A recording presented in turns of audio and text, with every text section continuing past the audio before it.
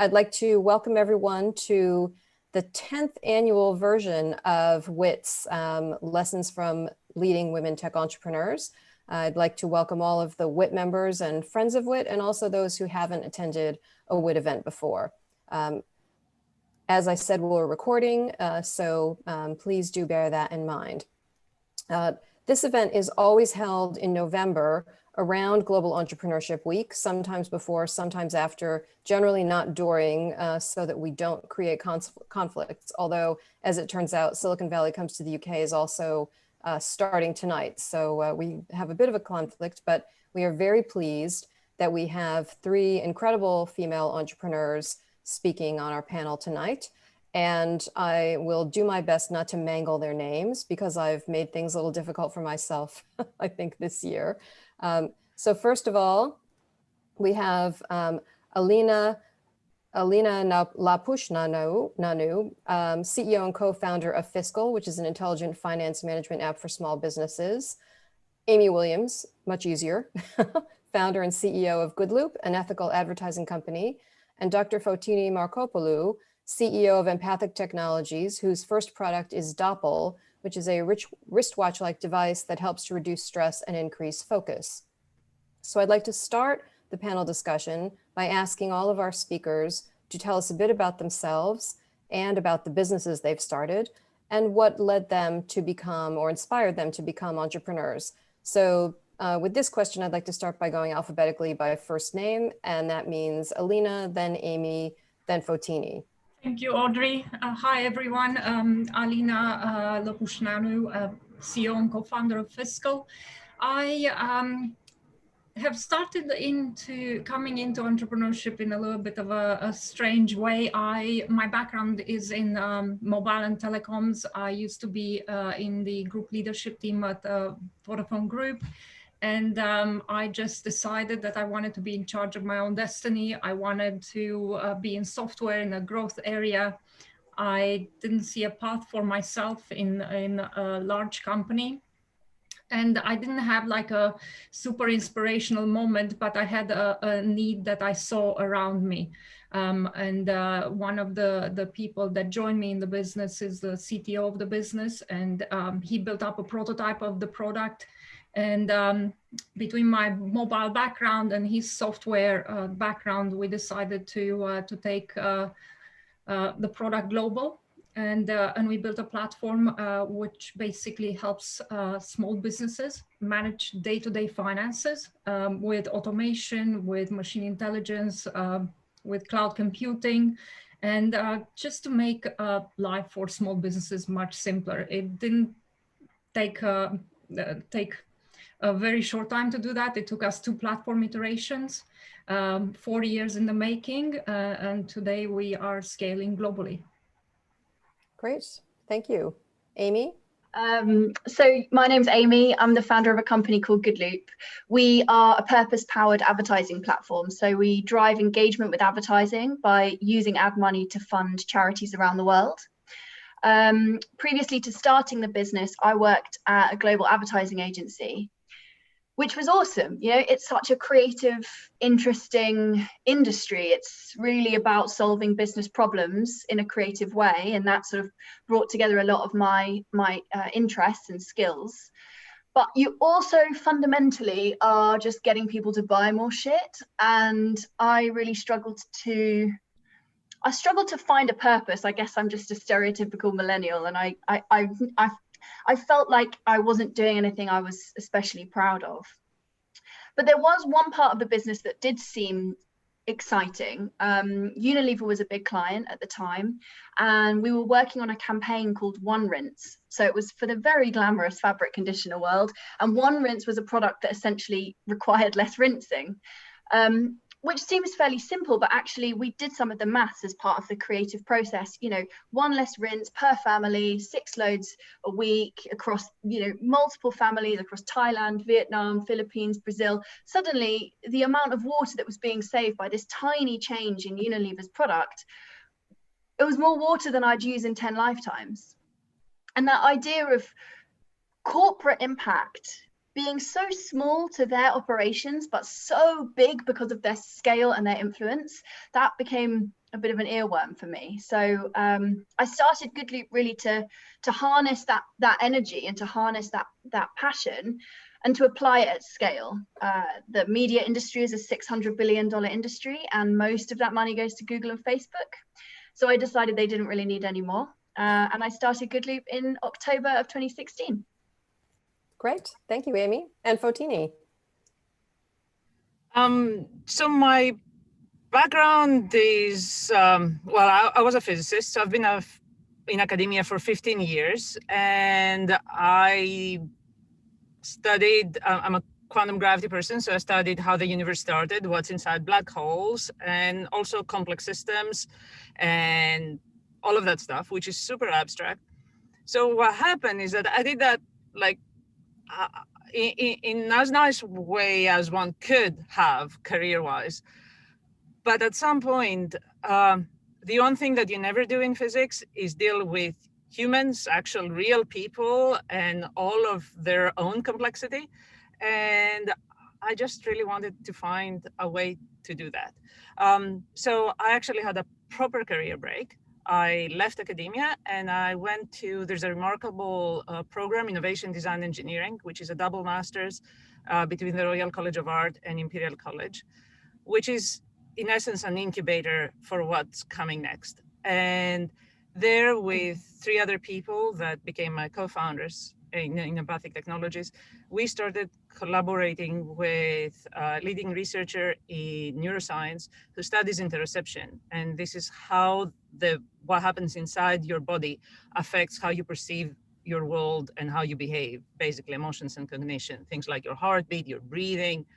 And there is just insane understanding of what makes us tick, and also how to affect what we perceive.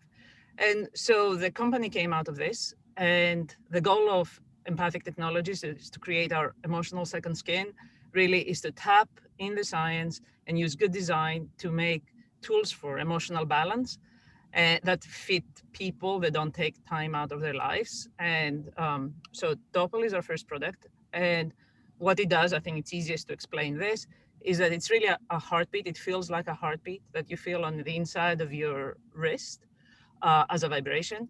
And this is where you would normally feel your pulse. But what we do is, instead of you feeling your own pulse, which if there is a lot of difficult things happening, your pulse just goes through the roof, you feel this calm, reassuring heartbeat. And actually, this is a sensitive intervention point. So it adds a signal to your brain that things must be calm because I'm feeling a calm heartbeat. And you can actually measure people's stress levels, and within 5 minutes, they drop to half than what they would have been without. And so we've now out there. Why did I decide to start a company? Because I thought that this should exist, that having come from science that doesn't have impact, being in science that does have impact, and at a time when technology can realize these things, I think this is really important. And right now, especially post-COVID, we're finding ourselves squarely in the middle of everything with anxiety through the roof. I don't know if you've seen, anxiety levels were 19% before COVID, and the CDC put out a report this summer saying that the levels have tripled, and it's here to stay. So you're now looking at a mental health pandemic. And so now we're in this space trying to make up for all the other stuff that is happening in the world. Yeah, well, yes, I would imagine there'd be a fair amount of demand right now. Yeah. Well, thank you all. And COVID leads me into the next question, where, you know, those of us who are in the UK are back in lockdown, essentially now. It's been a challenging time for individuals and a challenging time for businesses. Although there is government support for startups, such as the Future Fund, we've seen a number of failures. So how has COVID impacted your businesses? Amy, I saw your email this morning to say that last month was your record month. So it seems like not too bad for you. I'm touching lots of wood as I sent out that email. It's been a roller coaster year. It's been initially a big hit to the company.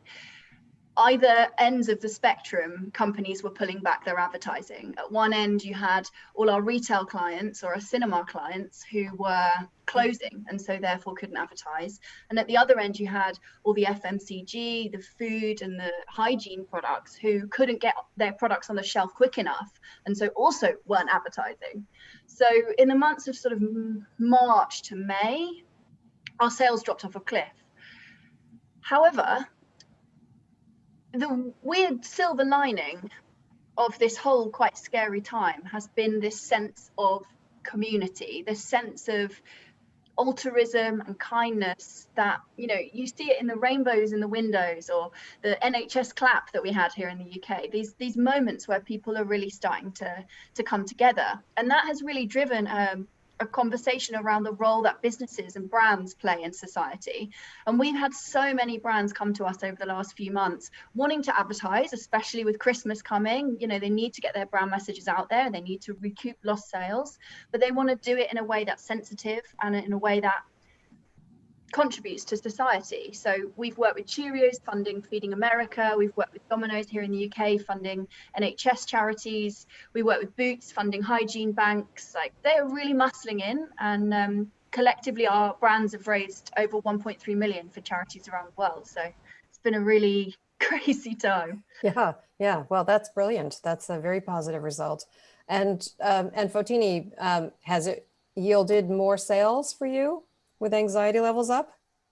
Well, for us, actually, what it has changed our focus a little bit. So in really interesting ways. So in the beginning, it looked really problematic on two fronts. One is that we make hardware, and so the supply lines were disrupted, of course.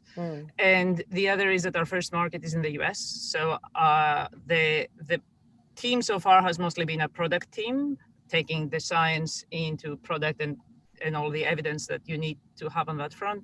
And we were building the commercial side of the company in the US, where it's the first market. And so I was on a plane a lot, and that also became impossible.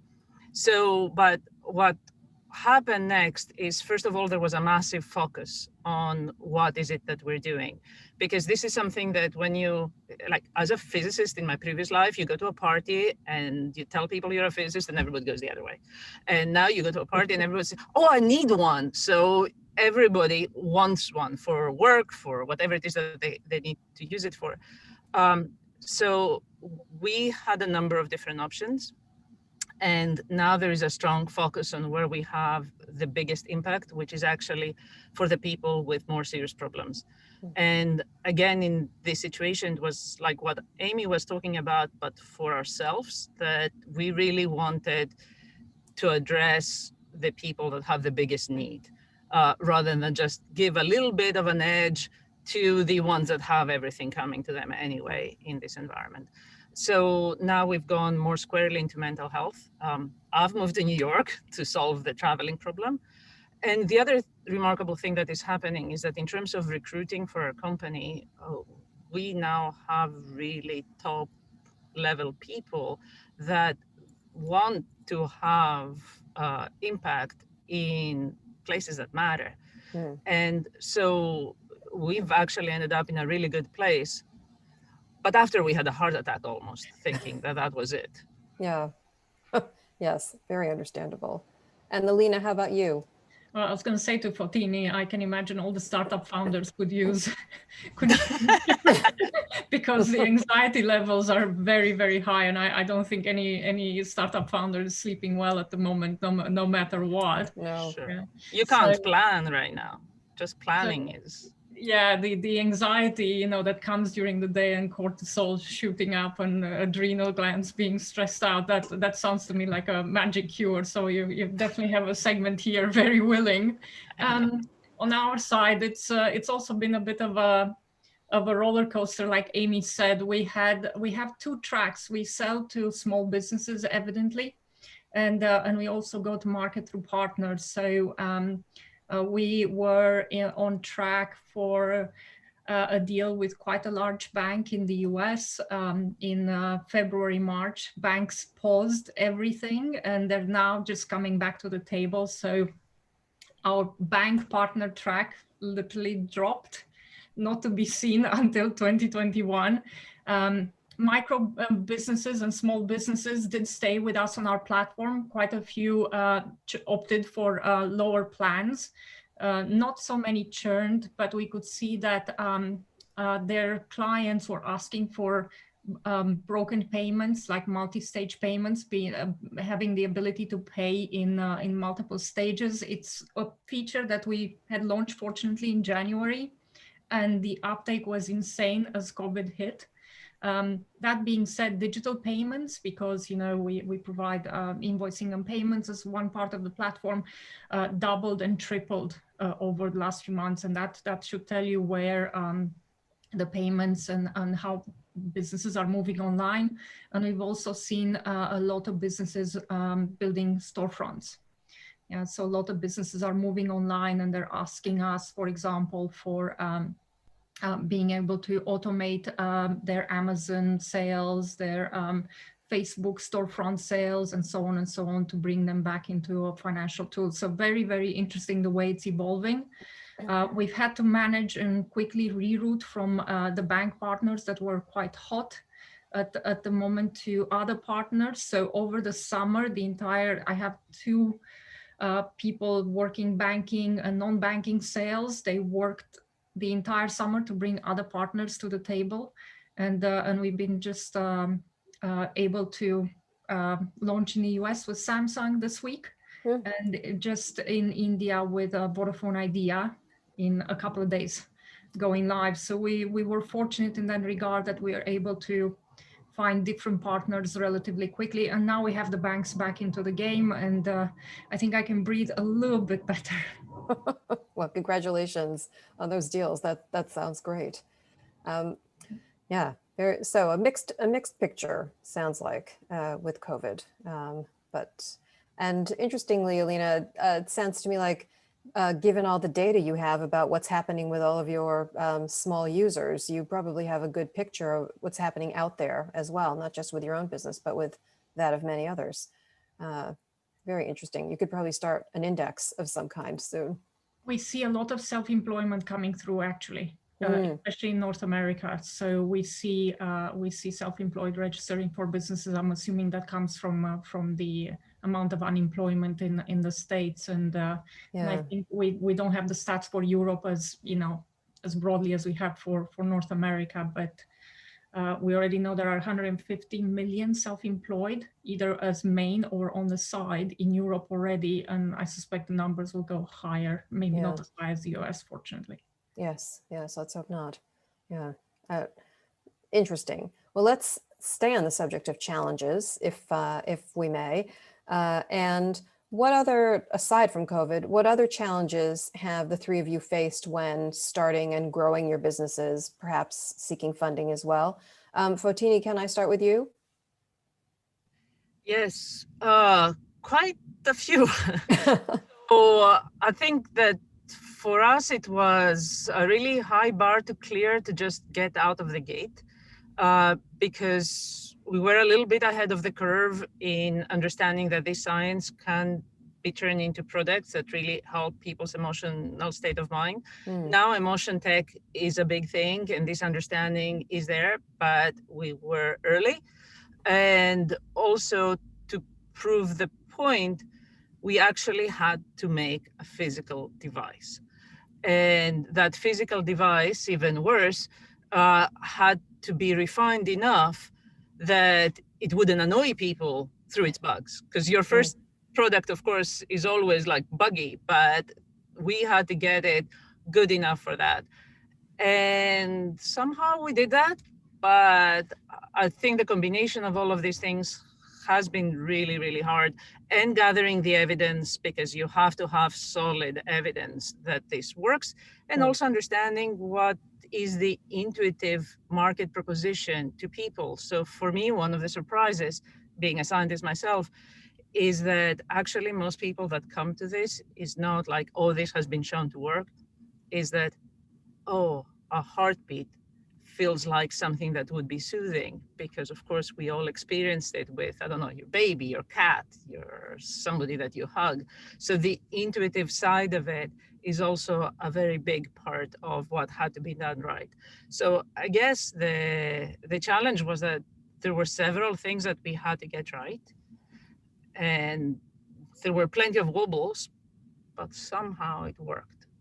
I still don't know quite how, but it worked. Great, yes. Amy, how about you?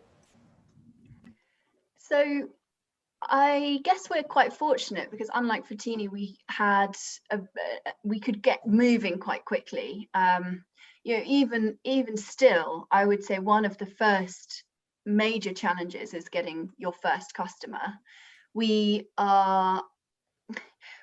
like in a difficult position where everybody wants to be innovative, but to be the actual first is a whole different ballgame. And we're asking advertisers to put their logo, their brand, their reputation on the line. So I ended up selling our first campaign to a friend of a friend, and he literally gave me like 150 quid. But it was a paying customer, and it was enough to get some case studies, and it was enough to go to Unilever and some of the bigger players and sort of have a bit of backing. So that was quite a tricky one, I suppose, but yeah, ultimately it was solved by just having a friendly face. One that I think has been harder to solve is growing a sales team. So we are a B2B business, a campaign-based business. So we don't really have any SaaS revenue. We do have a lot of repeat custom, and we have an account management team. And those guys are great. Like, I understand account managers. I do not understand salespeople. But the real fine balance of getting people who are genuinely passionate about your business and are going to sell authentically because they really believe in the product, but they're also financially driven and, you know, work to targets and ultimately want to get some cash in their pocket. As an ethical business, that person almost just doesn't exist, that has like those two completely contradictory values. And then on top of that, you've got to put a commission structure in place that, you know, incentivizes them whilst also creating teamwork. It's really tricky, but I think we've really focused on building a diverse sales team rather than trying to reflect the more traditional sales model. Traditionally, it's quite a macho environment. It's quite competitive. We've tried to opt for much more of a diverse workforce and a much more collaborative commission structure that's really all based on team targets, which means that we're perhaps not as aggressive in our sell, but our customer churn is much lower, and actually our staff churn, we haven't had any salespeople leave. So that's been an ongoing challenge, but yeah, I've really enjoyed learning about it along the way. Yeah, that's interesting. That's managing sales teams, I think, is one of the larger challenges most startups face. Finding the right people, keeping those people, and managing those people, definitely. And Alina, I can relate to the sales piece. I have a different thing that I've been trying to refine in regards to sales, and that's how do you know when a partner is hungry and wants to do a deal? Because we can spend, you know, months on large partners trying to see if they're interested, you know, going through different iterations and so on.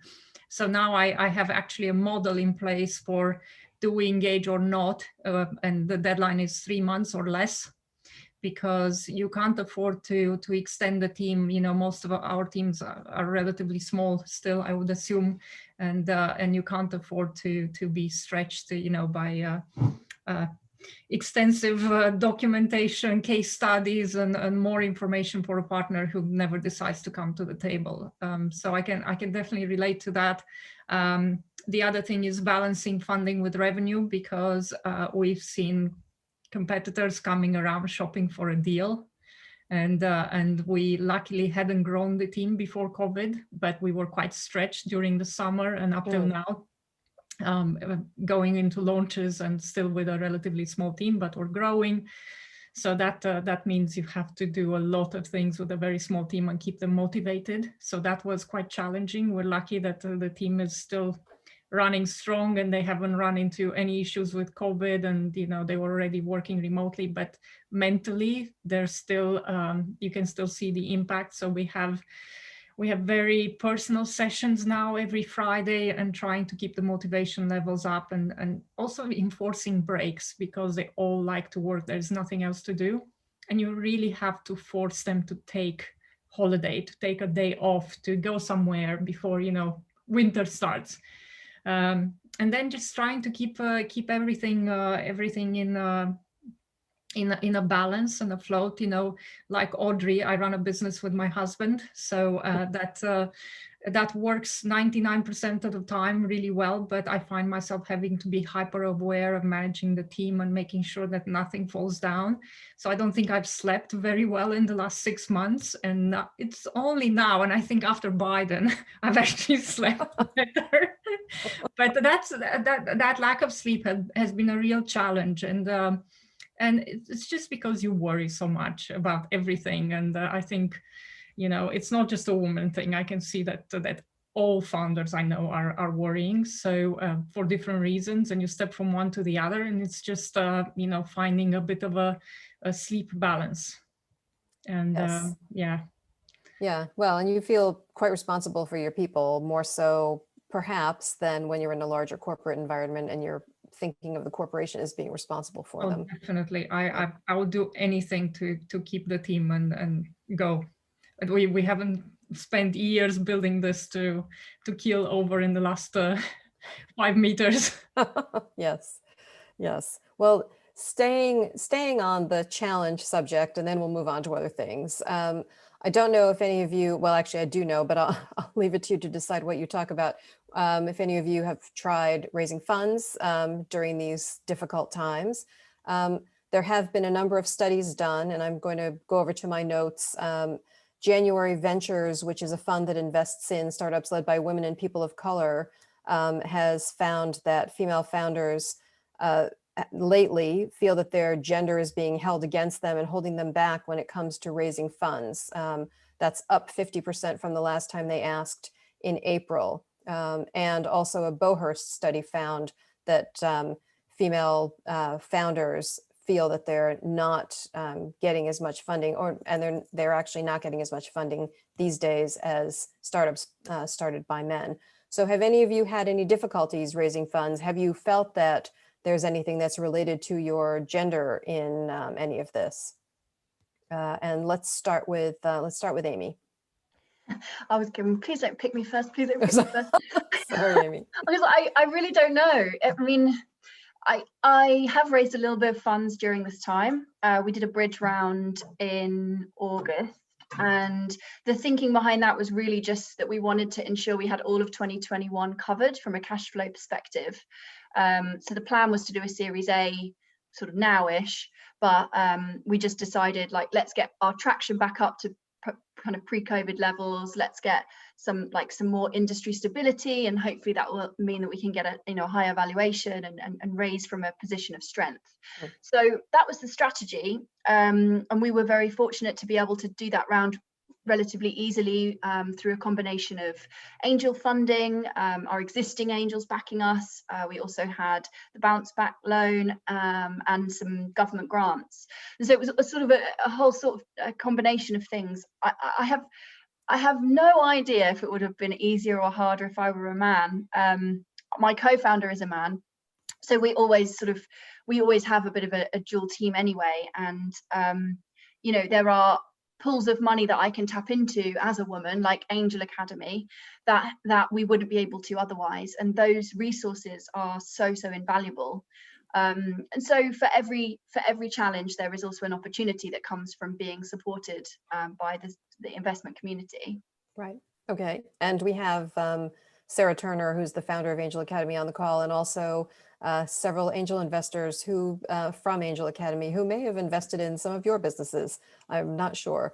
And Fotini, what about you? We also did something similar to Amy. We raised a bridge round in August. We were ready to actually kick off a fundraising round in May, which obviously didn't go exactly to plan. But also we felt that the bridge round would be a good opportunity for us to actually end up with more proof points in this better suited for us environment before we go for a proper round. So the bridge round was mostly our current investors. And, they're very supportive, obviously. And so I did not have a chance to observe those things in a straightforward way. And now that in my interactions, I think the primary thing that seems to make a difference is our space, and that our space is now hot, really. And that seems to override any gender issues. Good. Okay. And Alina? Well, during this period, we topped up a round, which we had already most of the funds transferred, and luckily before COVID hit, so we were able to top it up. I found that during this period, investors were shopping around for deals, not necessarily, gender, mostly, where can we get a good deal? Yeah, where is a startup that's in need of funding and can go for a lower valuation? So we definitely saw investors parking money for that, looking for more opportunities. Definitely investors in UK, I would say, were much more conservative. So also not male, female, but mostly looking at, parking the money just for safety. Some, not all. And then looking at international investors, very much a bit more upbeat than UK. I didn't find this year that I had any issues. I had previous encounters with not so friendly investors who asked me, who put together my forecasting model and so on and so on. But generally, I think you fight, for your bit, and you have to stand your ground, and you also need to validate your investors, or how shall I say, pick the right investors for your business. So if they're not respectful of what you do and they don't believe in it, then you don't need them. And I found that, for example, like Amy, I took investment from Angel Academy, from Sarah, and quite a group. And they've been amazing. They've supported us with introductions, to get into Deliveroo, into the likes of Uber and so on. So it's been really, really beneficial. So I think because of Angel Academy and networks like those, actually we're more fortunate to get better attention even. So thank you, Sarah. Great. And whoever else is from Angel Academy on the line. Audrey, if I may come back, Alina yes. reminded me, because it's funny how you forget these things, that also in the summer, we had an aggressive offer to just basically go for really cheap by somebody like what Alina was describing, looking around for something weak to make a deal. And I was mansplained really badly on that one. I mean, obviously I forgot about it and I never got it, but this did happen. Yeah, sometimes best to just put that aside. Yes. Okay. Well, thank you all for that. I'll turn to a more positive note now, which is best decisions. So, although I would like you to balance it with worst decisions. So, what would you say were your best and worst decisions? And Alina, can I start with you this time? Sure. So actually, I was thinking about this earlier since you sent the questions through. I cannot tell you how many times I've heard as a piece of advice that I should have started the company just in UK and then moved out globally. Yeah. And I've heard this from VCs, and I think it's something that gets repeated over and over again. I couldn't have thought of a worse place to play in than UK, where every neobank it's a playground for neobanks for every SME tool on the planet. And I'm glad I didn't do it that way, because I can power up in any country in the world with any partnership, and we're not country dependent or economy dependent, because you never know what's going to happen. So looking back, it opened for us such a range of opportunities that, even though I know some of the challenges of scaling in multiple countries in parallel are real, yeah, it literally saved our business. And right. I think you want the worst decision. I do. I do. You don't have to, but no. I thought about this. So I think because things tend to change so fast, if you have interest from a partner, and I think I might have missed a couple of deals because of this, if you don't move fast, people change, budgets change. You can have a shareholder activist, which blows the budget out of the water in the span of 2 weeks. you have to move really quickly if the partner is interested. So I think I might have potentially missed on 2 deals because of it. One, one for sure, one, question mark. But that's definitely for me, something that I'll never do it again. I move very quickly and very aggressively now for a deal. Yes, I never miss it again, but because I think I might have missed, on a 1 year worth of growth. Yeah, yeah. And I'll add to your first point, sometimes conventional wisdom, a lot of people do get very focused on things like grow your UK market and then expand out and that sort of thing. And when we were building our business, we were told you can't possibly be addressing both B2B and B2C markets at the same time. It makes no sense.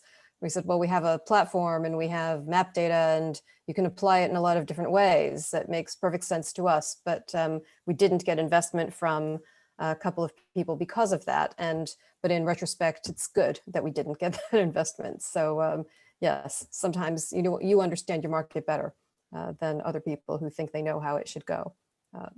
So Amy, can I go to you next? Yeah, sure. So my best decision, I think, is I've really carefully invested in our advisory board. And it's something that from the beginning, people mention, especially people who are very familiar with the startup scene, it's often used as currency for advice and involvement. And so from right at the beginning, I had people asking for a seat on the advisory board, or if they could, join, what that looked like. And I was kind of hesitant. And I'm so glad I was, because over the last year, I've started really formalizing that advisory board and putting, a meaningful board together rather than just sort of an informal network.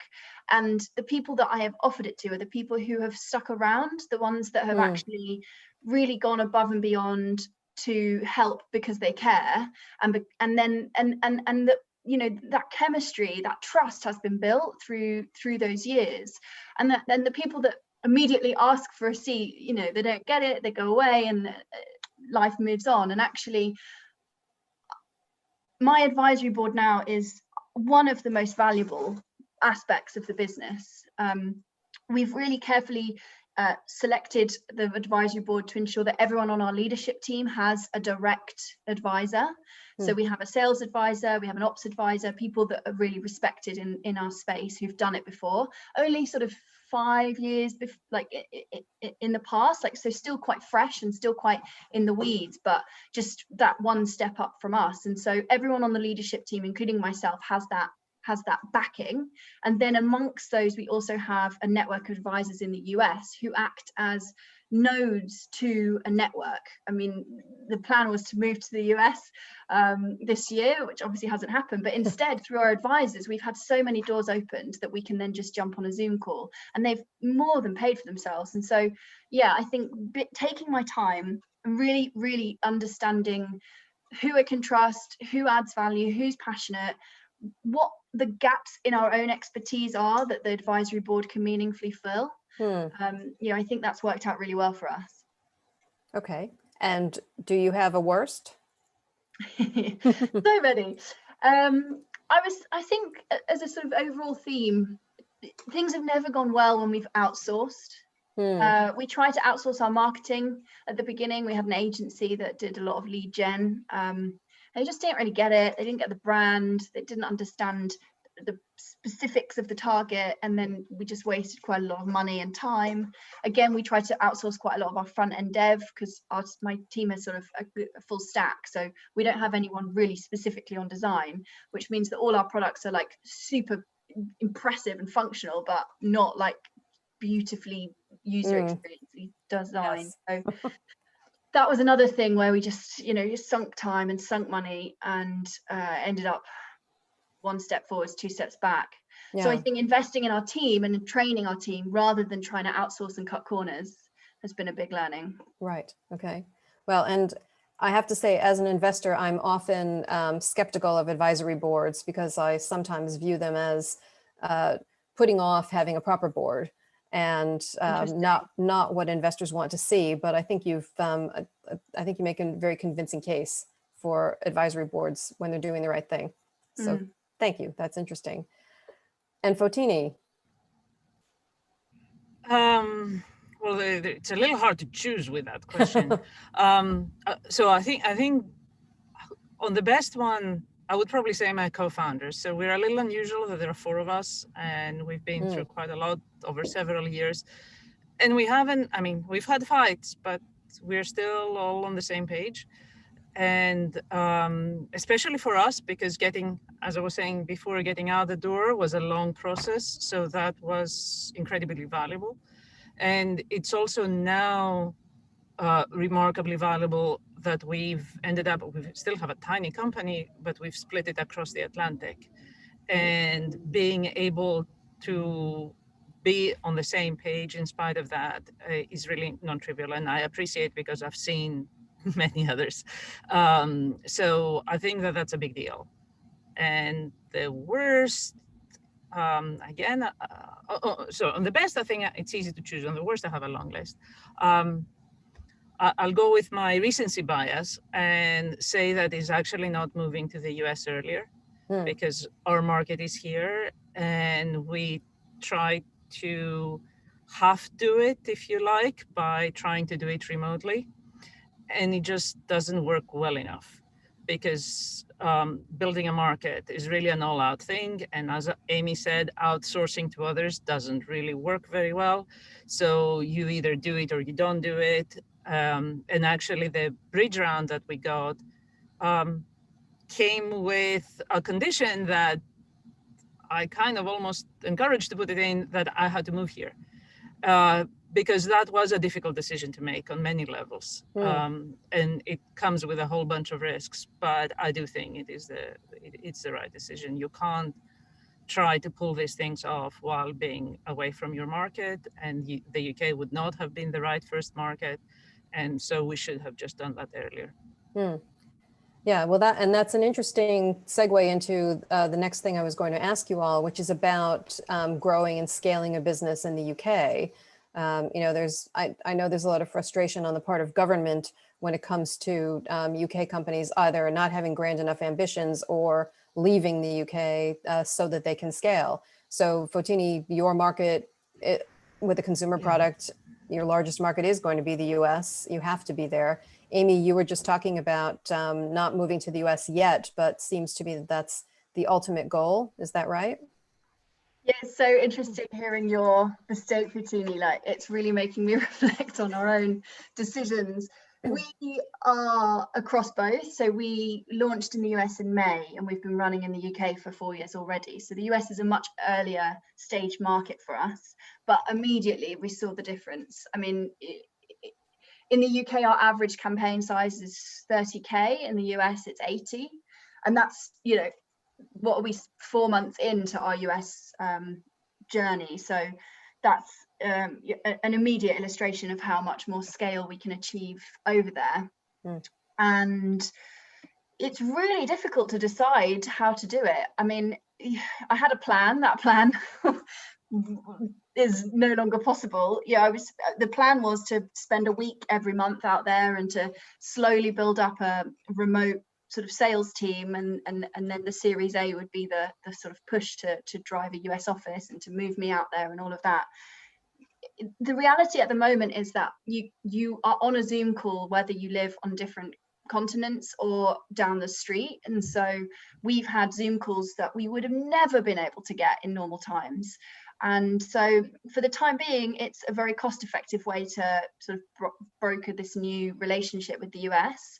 But I think, yeah, at some point soon we're going to have to make that leap, much like you have. The other comment I would make, though, is that we have found the UK to be an incredibly supportive startup environment. My business is Scottish. My co-founder lives and works in Edinburgh, and so all our tech team are based out of Edinburgh. All our product, all our basically any non-commercial function is from the Scottish office. And Scotland is so supportive. We've got an account manager who we talk with on a monthly basis, who funds trips to the US. We've got a person working for us in Japan, helping us with all the contractual agreements for a deal we're doing over there. We've got Crazy stuff, like they funded 40% of the salary of our first salesperson to help us ensure that we could get product market fit whilst investing in amazing talent. And that sort of stuff has been so valuable to us and enabled us to grow much faster. So I'm incredibly grateful to that ecosystem. Yeah. And Alina, I mean, it sounds like it doesn't really matter in some respects where you are, given the vast international client base you have. But it does actually, because like Amy said, there are benefits in UK that we could probably find in other countries as well in terms of startup support, such as the R&D tax credits, because we invest heavily in differentiating our platform, with automation. So we invest quite a bit in the technology side, and it's paying off dividends. That being said, so I don't mind being based in London, and I bridged the US quite well by going on a fintech trade mission with the Mayor of London International Business Program and poaching a person from another startup who actually came very willingly. So he messaged me. So now he's CEO for the Americas. And it's pretty much like having a second person who's, embedded in the US market already. He comes from the banks and so on. And basically, he could repeat my pitch during the Canada trade mission, probably better than me at times. So I figured, I'd get him on board. And now he's my right-hand person in the United States. So I feel I have a good grasp there. Like Amy says, you might need, and Fotini, you need to be on the ground. Also, the investor interest that we have there for a Series A is quite high versus what we see in Europe generally or UK, and they're looking for the market potential, for the global potential, rather than have you broken even in terms of revenue. So we have very different conversations with those investors quarterly. Right. That being said, we've been focused on revenue and bank deals. So like Amy and Fotini, we'll look at the Series A when the terms that we can command are better.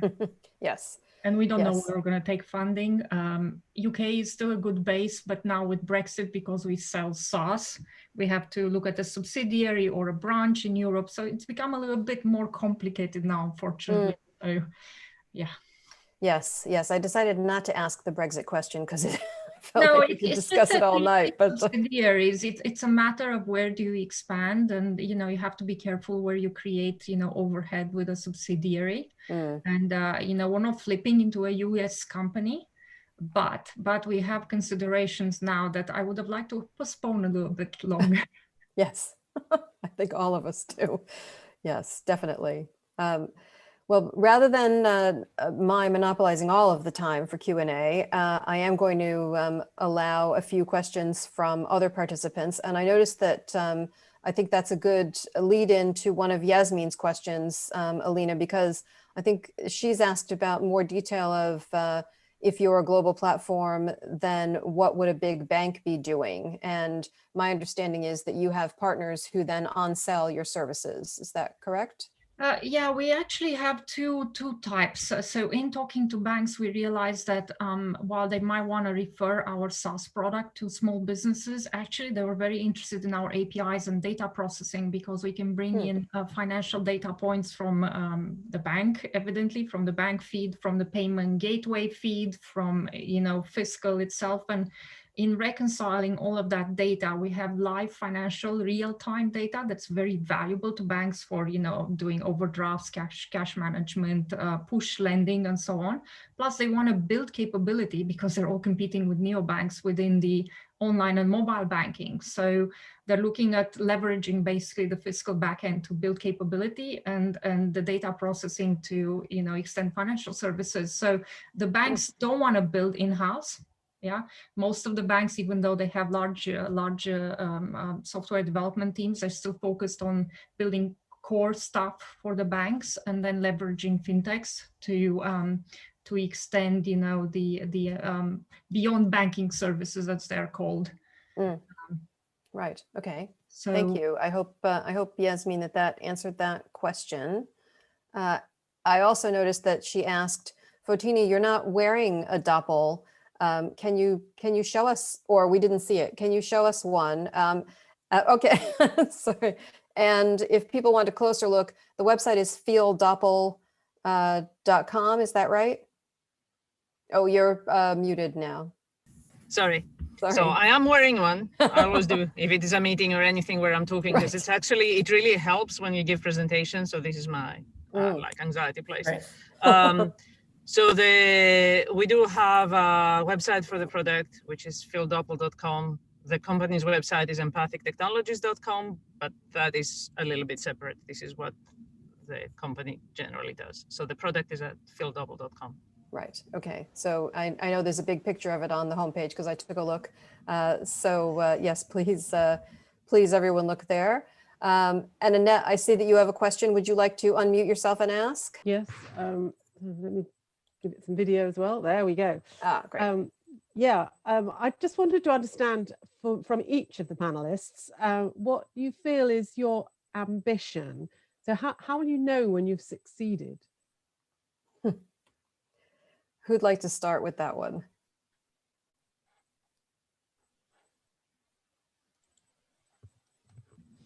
Me. Okay. Because I was contemplating that earlier. Oh. So we actually do have an insane ambition. And then we also have a whole bunch of sane ones. I think the insane one is to create our emotional second skin. We do think that right now, if you look at wearables and stuff, they all just measure and give you data. And what are you supposed to do with that data? And it's just like putting dials on people to just like measure, are you going fast enough, far enough, well enough? And all of that technology is just because what was possible. And it has come to life because so many of the people who drive technology have a certain idea of what life is about in terms of performance metrics. And so then you have now wearables 1.0, which is really performance gauges all over our bodies. And so the idea of the emotional second skin is wearables 2.0, which is really about your emotional side and about feeling balance and in ways that enrich life rather than just pile them up again on the performance enhancing side. So there is really this possibility to create way more human technology that, if you like, enhances what makes us uniquely human. So this is the actual big ambition, which, by the way, is surprisingly not as crazy to execute as it sounds, because if you look at where the scientific understanding is, it's actually remarkably easy to help people have a better understanding and more control over how they feel. That you would put a small feeling of a heartbeat on somebody and that would reduce stress is actually remarkably easy. And there is, I'll tell you my 10-second science side of this. When you have feedback loops, there is such a thing as a sensitive intervention point. Amy was talking about such a thing earlier about water, that you can make small changes that have big effects. And if you understand how you do it, you can actually do it. So this is what we want to create on the emotional side. The realistic versions of that is that if we can reduce anxiety levels, if we can help people deal with the challenges that gets thrown at them, and have, as we like to say it, is that we don't mind having problems as long as they're new problems. You just want to get out of the old problems. Life is always, you're always going to pick new challenges, and helping people just move along to one level up challenge is something we can do. So just getting that done would also be pretty good. Okay. Alina? I always say, and every time we do a press release, I always thought that we would like to democratize via mobile, access to the latest and greatest SaaS software. You shouldn't have to be living in the US to be able to access, the latest and greatest cutting edge, SaaS and so on. So for me personally, being able to have, a $10 Android phone and run a business from it is one ambition. The other one is a little bit of a world domination ambition, and I'd like to take Fiskl as far as I can go. Okay, definitely. And Amy? Well, domination sounds good. We always talk about harnessing the value of consumers and using it to fund good causes around the world. Your eyeballs, your attention, your time, your data, all these things are so valuable to big corporations. And at the same time that they are buying and selling that commodity, they're also desperately trying to show consumers they care. There is such a huge opportunity to create a platform that brings consumers and brands together at scale through social impact. If you look at Unilever, have now committed 50% of their global ad spend is on purpose-driven campaigns. Stella Artois and the AB InBev group, every single AB InBev brand has 2 purpose campaigns a year. Adidas just announced a massive partnership with Parley globally to fund taking plastics out of the ocean. So really our mission is about every time a corporate wants to do good and every time a consumer wants to read an article or engage in the internet or create value through their attention, we bring those together. So we're building an ad platform that kind of plugs into any channel that those two interact. Okay. I think those were some pretty good answers, Annette. Yeah, oh, thank you very much. That was really interesting, and good luck. Okay. Now, Kate Grissing would like to ask a question. Kate, would you like to turn your camera and microphone on? I'd love to. The 3 of you talked about hiring salespeople and how hard that was. And I'm interested, I run a search boutique, in how, if you look back, what skills would you have invested in sooner? What talent have you missed, and how have you tended to find your key hires? Has it been through your networks or your investors or through recruiters? Thank you. Who'd like to start with that? Amy, you've said your advisory board helped you with some of your hires, I think. Is that right? Yeah, they have actually. We've been very fortunate that Fotini mentioned earlier that people have started coming to them, and we've been very fortunate in that regard as well. I think the advertising industry as a whole is full of very creative, intelligent people who are all a little bit jaded. Like, I mean, after physicists, the next like the career that you're least likely to get good chat from is probably an advertiser, right? And so, it feels like an industry that we're all like having a little bit of a confidence crisis in. So we've had amazing people contact us and want to work with us. The best talent that we've fostered in the business have been the sort of junior, hungry, super smart people who just like find their little corner of the startup, like there's a couple of people I can think of who we hired without really knowing why. Like, there wasn't a specific role. They were just so hungry and passionate that it felt like crazy to let them go. And now they are at the heart of the company. So I think I would have invested in that sooner as well. I think it took me a while to recognize that pattern.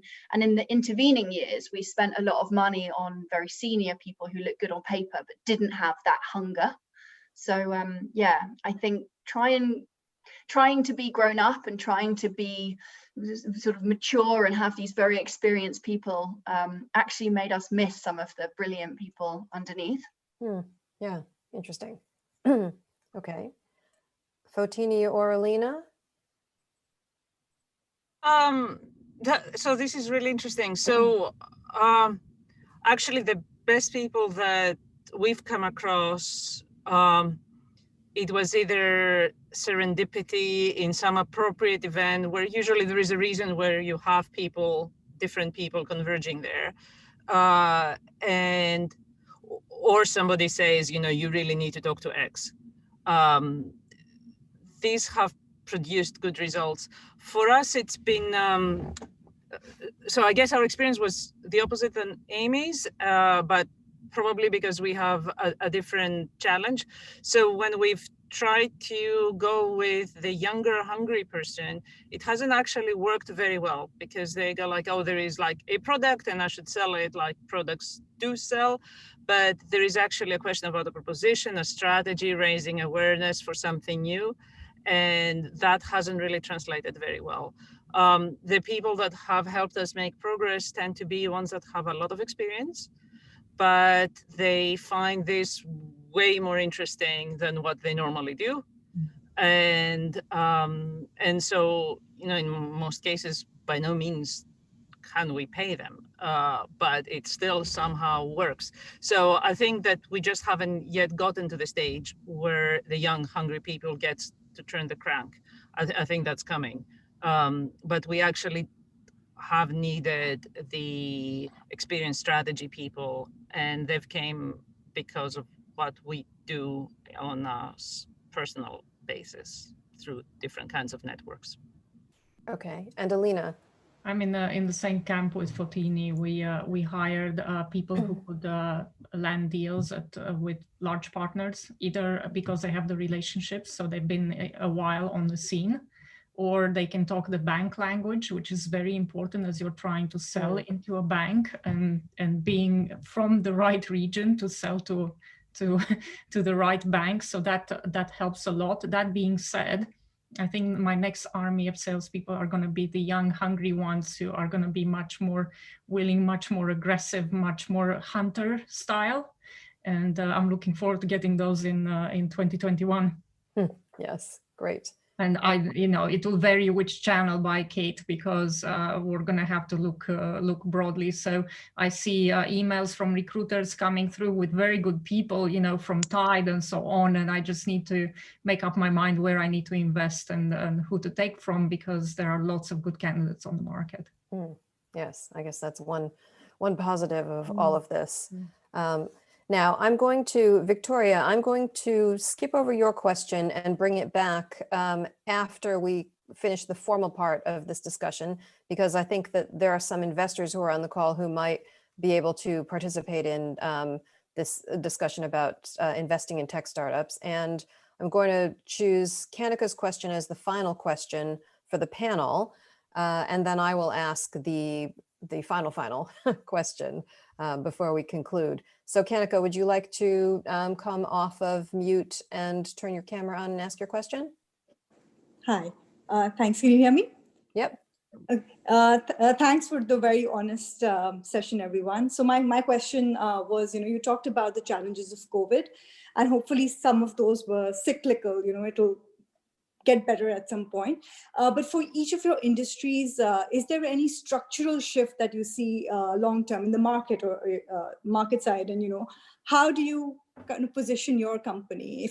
If so, how do you position your company to take advantage of that opportunity or ride through that challenge? Who'd like to start? Shall I start? Thank you, Sure. Kanika. It's a very good question, and we've been thinking about how to take advantage of all of this. Where is the opportunity? So we've been processing that for quite a few months. We've seen a lot of small businesses going digital much more than before, and across countries. So it's definitely a global trend. We've seen many more businesses selling online. And we can see a trend, when, as we look at partnerships, we see a trend book in Facebook storefronts. So while I wasn't thinking of Facebook as a potential partner, now, I'm rethinking who are my potential partnerships, because we can bring in that income into Fiskl, and we can basically automate any income you have in Shopify, Amazon, online, whatever it is, we can bring it in. And that's a big opportunity as businesses move online. And then for the rest, it's all about digital payments and accelerating and general automation and bringing the data together. So we think there is a lot of opportunity. I think there is a bit of a sensitivity in the market about price, which we're also trying to take advantage of, versus the big players, now that businesses have looked at their budgets very carefully. So we're trying to ride on that as well. But generally, we see a very positive trend for our financial SaaS platform in the market. So definitely upside. It's just picking the right things to invest in next year to ride on the industries that are going to do really well yeah, and enable the other ones to you know, at least survive and get their finances in order. Okay, Amy? Hey, Kanika. Yeah, I think it's a really good question, and it's been a really interesting year for us as we've watched these changes happen. I'd say that COVID is, in many ways, it's just a recession for the advertising industry. There's changes in investment, there's changes in how consumers, you know, live their lives. They're online more, they're obviously not at sporting events. So there are slight shifts in how brands are investing, but those shifts are fairly temporary. The thing I think has been more seismic actually over the last few months is the challenge to big tech and the question of reliance on things like Facebook and Twitter. So in July, there was a big boycott. Over 1,000 brands boycotted Facebook, and it was all sort of centered around this Stop Hate for Profit movement, with the idea that Facebook amplifies hateful content and spreads misinformation through its algorithms and doesn't really take any measures to protect its users. And that has been very exciting in a few ways. Firstly, for the month of July, brands had to think about how else to spend their cash. You know, Facebook is such a natural and obvious part of the media plan that it's almost unquestioned, but it's a very transactional way to build users, right? You spend on Facebook, you get X number of clicks. You stop spending on Facebook and the clicks go down. You're not building brand, you're not building an emotional connection. And the other thing it's really driven is this sort of collaborative spirit amongst everyone else. It's almost like the ad industry used to be full of all these enemies, and then Facebook came along, and then we all realized that we were actually on the same team. So there's been some lovely examples of that. There's the Land of Independence, which is 17 rival media agencies who all collaborated to create a big campaign around independent agencies. There was a thing called #SendingLove, which was a collaboration across 68 media owners across like 170 countries that got, you know, Times Square, the NASDAQ billboard, the Piccadilly Circus billboard, and donated it to COVID charities. And then the final one actually was the Great Reset. So the Great Reset is a collaboration amongst 200 advertising creative agencies building creative work to encourage people to keep some of the habits they've built during lockdown, like not flying and doing Zoom meetings, and, you know, the 5% reduction in global emissions that's been caused by us locked in our homes. And the advertising industry can help shift that and make that more of a permanent change.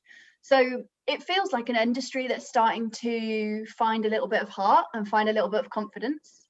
And that's been a really lovely thing to be a part of. Great. Fotini, have you noticed any massive changes? Yeah, where we are, there have been serious changes. So I'll just speak squarely about the mental health space, because these things are broader, but in mental health, it's just completely black and white.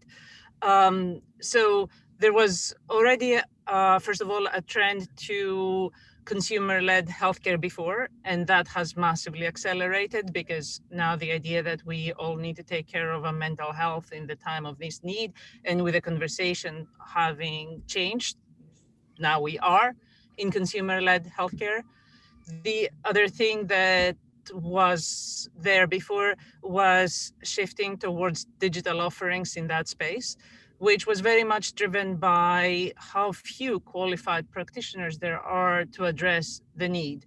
And so now the need has tripled. The number of practitioners hasn't changed, but also we ended up test driving what the digital future may be for mental health. So suddenly the therapy session happens online. And that was really interesting to see. And it was not really what we would have expected. Like, I would have thought that lacking the being in the same room and the empathic personal connection would just mean that doing therapy online would just never take off. Actually, so there is that lack of the being in the same room, but turns out there are a lot of advantages. So being able to see somebody on Zoom really helps with stigma. You can do it way more privately.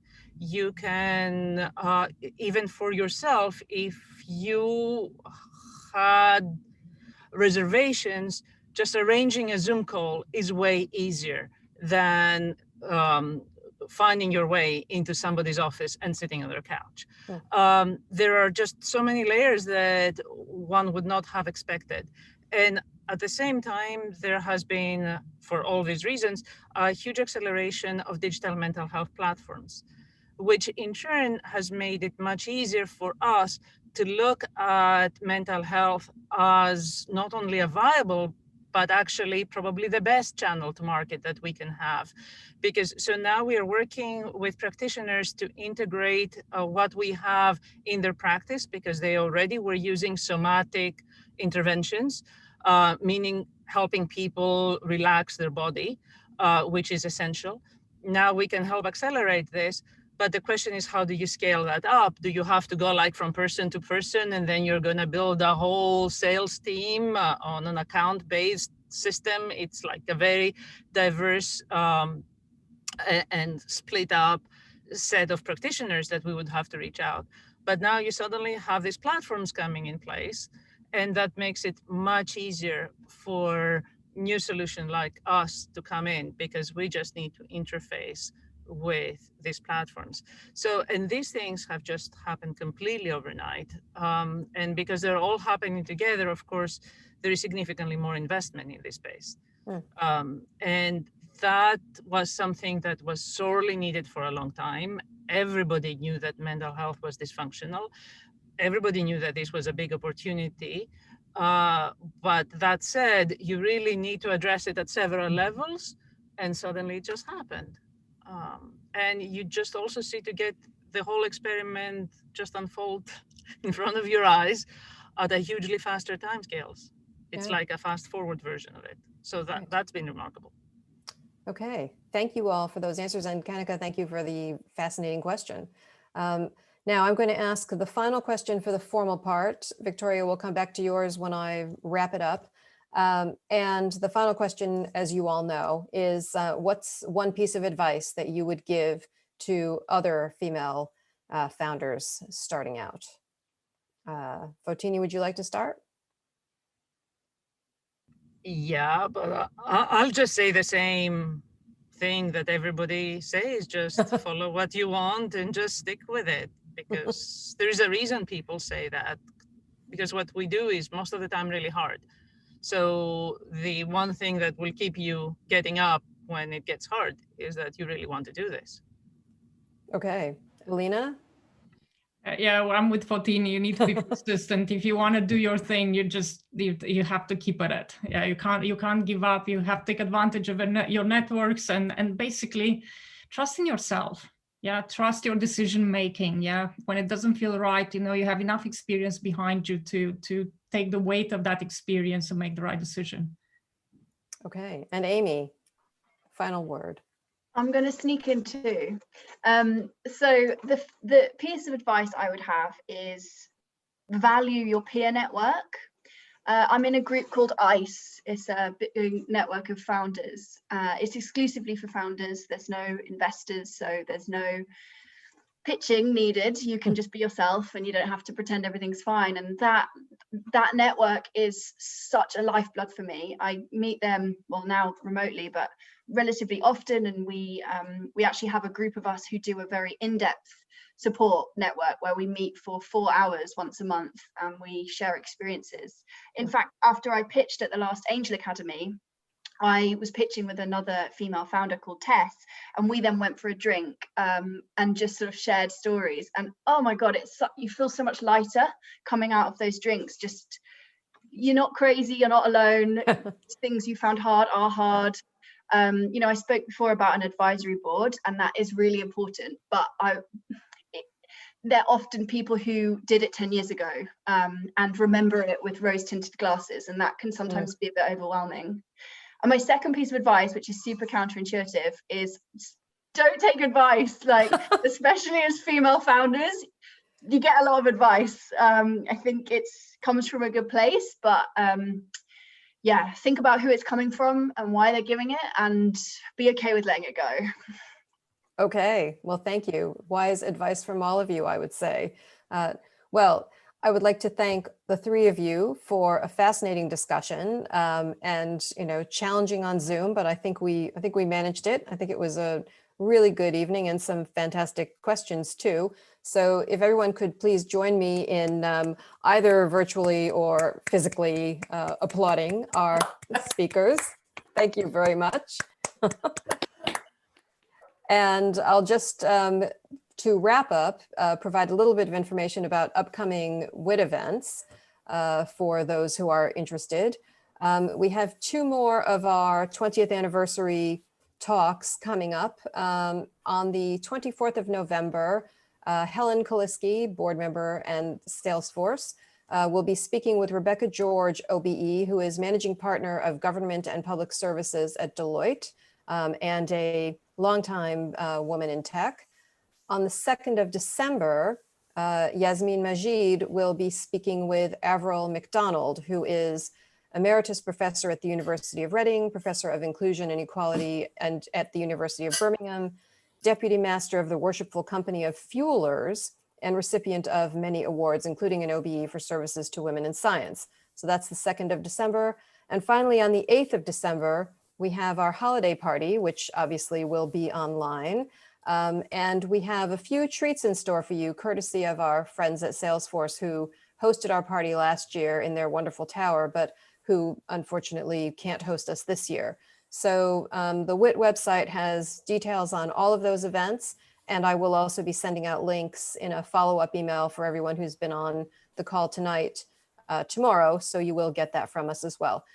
So thank you again to our speakers, and thank you to all of you for participating in this WiTT event, our 10th year of doing this panel. Thank you again.